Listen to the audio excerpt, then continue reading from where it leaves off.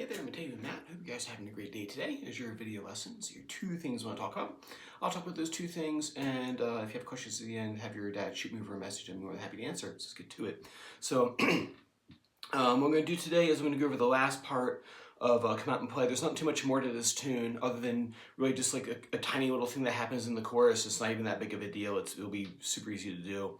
And then at that point, it'll be stringing the whole thing together and playing through all the parts.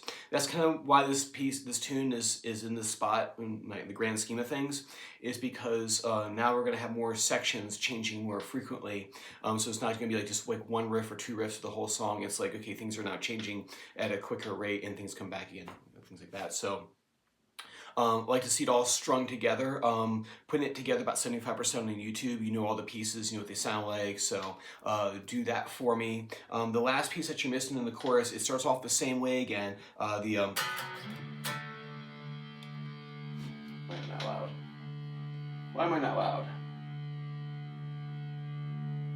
I think that's good enough for now. So we have...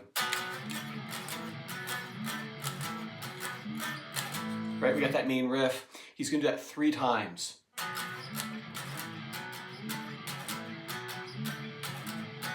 And on that 4th time, when he comes back around again, what I'll do is I'll count that first chord. 1, 2, 3. And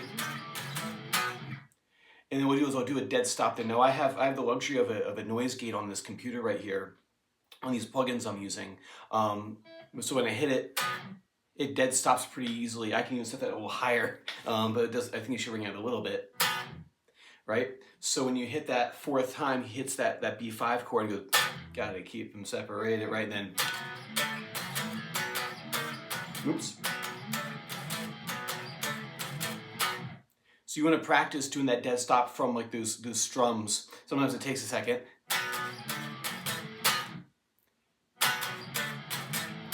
Right, making sure that when you do that dead stop, that you're trying to use your pick and paw over here, your cry chop and pick and paw, and mute. There you go. Ooh, push it a little bit. Right, so you mute those strings like that. So you do that whole thing twice, and then after you do that whole pattern twice with the dead stop in there, then you do let's see here, you do another one of these. And then he goes to E5, 1 and 2 and 3 and 4, down to C5. I'm not gonna write those out because you should know that you should know those by now. And then back to the main riff with the dead stop times 2 at the end of the chorus. So it does that E5.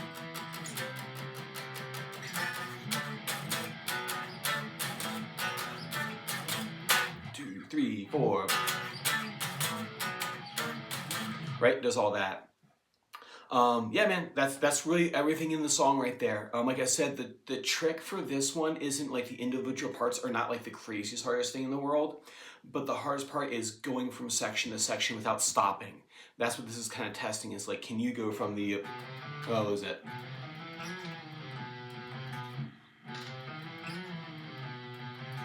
Let's pick up cell phones.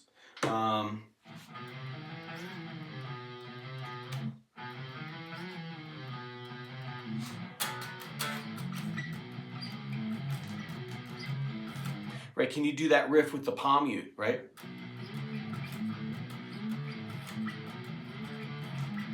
Right.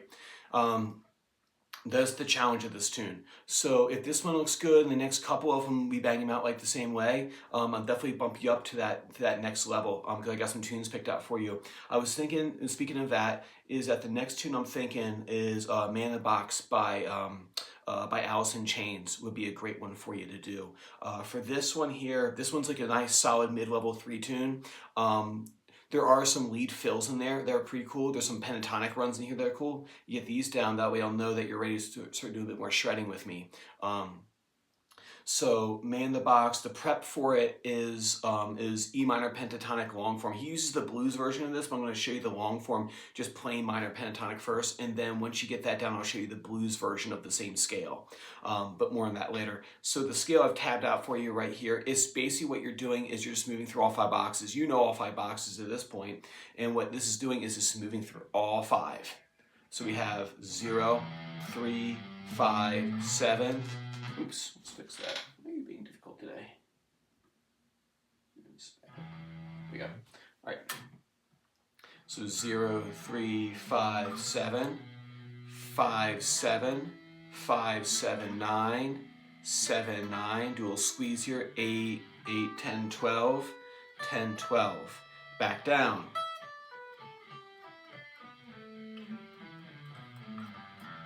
And this works really nice because it'll connect with your box, your G box, E minor pentatonic. It'll do this. And you can get back up here.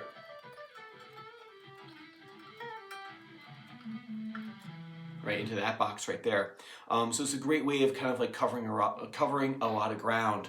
Once you get those down, then one thing we can start maybe even talking about is doing what I call ladders. It's a way of interconnecting all the pentatonic boxes, but we'll do that in person. So get that down. This song, Man in the Box, if you start kind of looking at it a little bit, if you get bored with Come Out and Play, it's an E flat tuning. So we'll have to talk about E flat tuning as well. It's very popular during this era of music. So we'll definitely do that. Like low tunings, I can see us maybe moving in that direction. We're kind of approaching our crossroads. Like, well, do I take you down like the Offspring punk stuff, or do we go down like maybe the metal route, or we go back to classic rock and do more more like the Fortunate Son kind of thing, or the CCR kind of classic rock, the Tom Petty kind of thing. So we have a lot of. It's kind of cool. We're coming to a spot now that we can kind of fan out a little bit and decide which direction we want to go to, which direction interests you. And there's always cool things to learn in each one of them. So it's kind of like almost like lateral moves once you get to a certain tier with me. So anyway, get that scale down. You can do sequence patterns with it. You can put a backtrack on and do with a 3-note.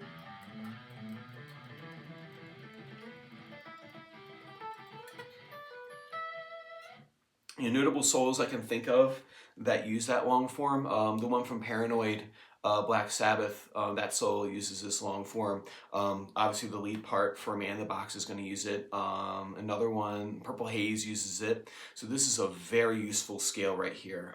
It's actually one of the first ones I ever learned, and I still use it today.